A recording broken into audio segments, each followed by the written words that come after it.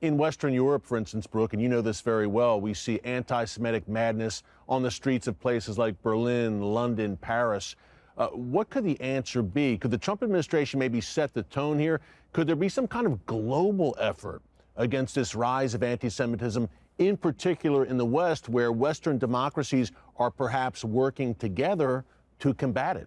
Yes, I think the number one most important thing is to recognize that it's not just anti-Semitism. It's not just Jew hatred. There is a radical Marxist, so-called progressive, married with Islamist ideology that is not just anti-Israel, but anti-American, anti-Western, anti-democracy, anti-free speech, anti-women's rights. This is a national security threat of the largest proportions.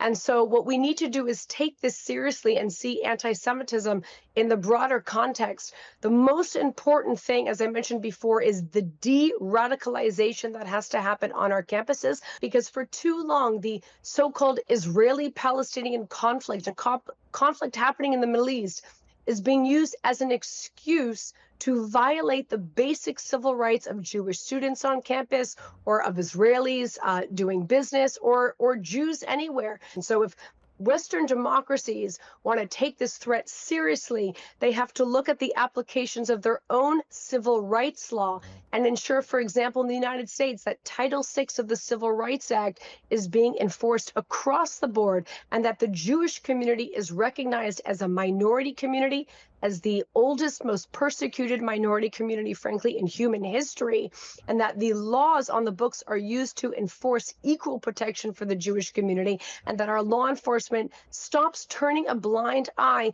to the pro-terror foreign influences that are, advocating all this anti-democracy and pro-radicalization. Be sure to watch the full episode of Stakelbeck Tonight anytime on TBN Plus, and don't miss new episodes airing every weeknight at 7:30 p.m. Eastern Time and 10:30 p.m. Eastern on TBN.